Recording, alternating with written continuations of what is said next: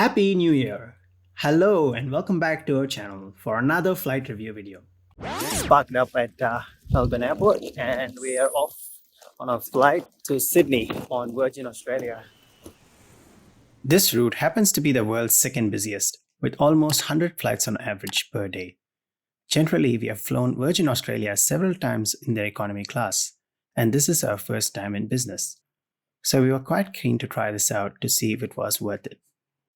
We'll also share the best ways to book this trip at the end of the video.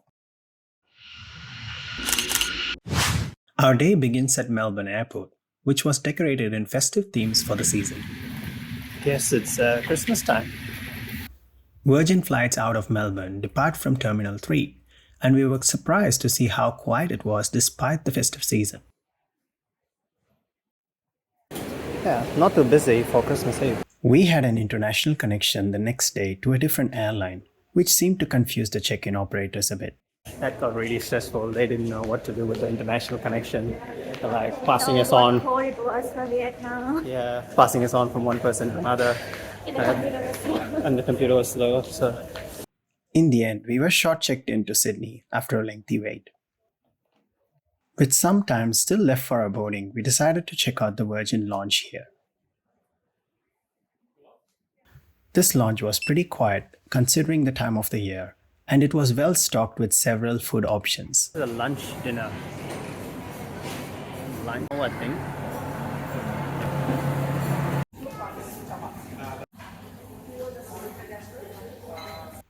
The best part about this lounge was the sweeping views it offers to the west, which was ideal for sunset.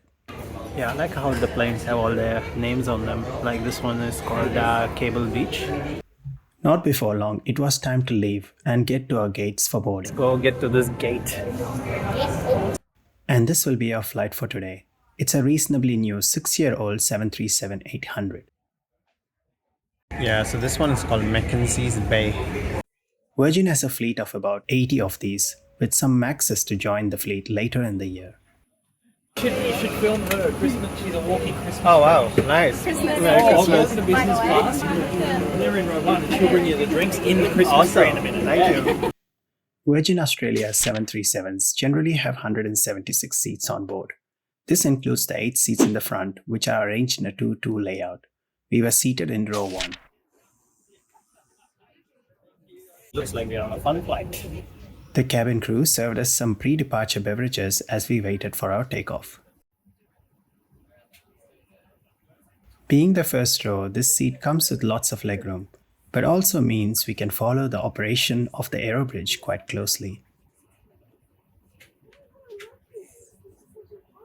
Everyone, please feel free to keep using your handheld devices. Just make sure you turn the Still up. That's not finished up. Our flight pushes back on time despite being a Friday evening, which is something of a rarity on most Fridays.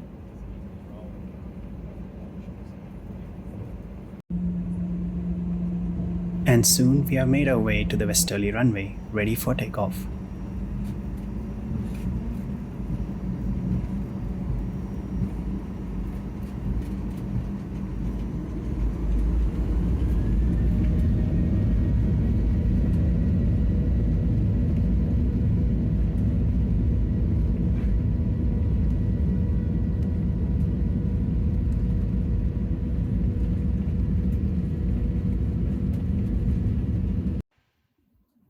It's time to check out the features of this seat, starting with the overhead panel, where there's an adjustable air nozzle and a reading light.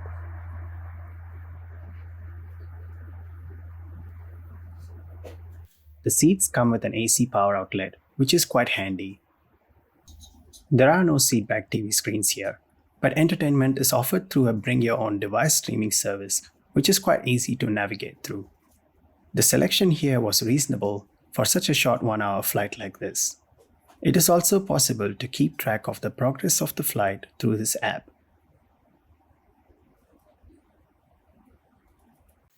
In-flight Wi-Fi is not back yet, but it's supposed to be coming back soon. Virgin uses the Sky Interior cabin product on their 737s, which gives the cabin a cool and futuristic lighting. It's now time for the best part of this flight as we fold out our tray tables in anticipation for our dinner service. Alright. Here we go. Enjoy. Thank you so much. There were two choices offered, and we both went for the Thai chicken curry, which was served with some cheese and crackers. The meal was hot and delicious, and we both enjoyed it. Food reactions? Is it good? There is also the in-flight menu to buy some additional items if you're still hungry. The menu has a wide range of options, as you can see here. It also shows you how to connect to the entertainment system and the new middle seat lottery. This is a promotion where you can win big prizes by just sitting on the middle seat on your flight. I briefly checked out the lavatory in the front, which was quite standard, but I can see how having one exclusively for business class could be handy on a long transcontinental flight, or Virgin's upcoming flights to Tokyo.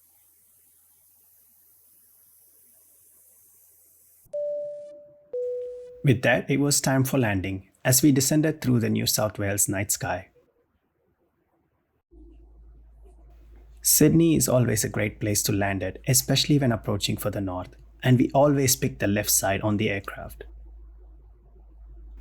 This gives us some spectacular views of the harbour, along with the iconic bridge and the Opera House, and today was no different.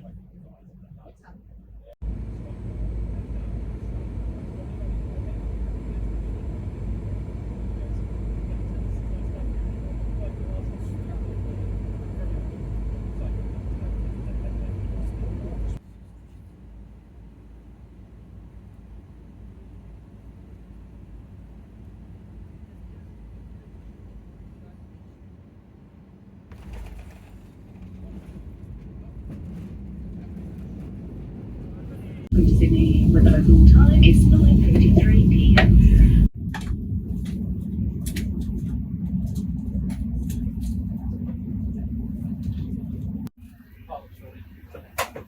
So that's the end, right? No.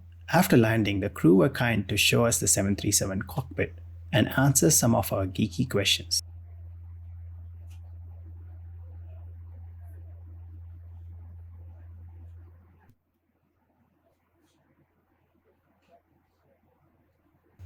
Thank you to our flight attendants Steve and Tatiana, who offered great service throughout the flight.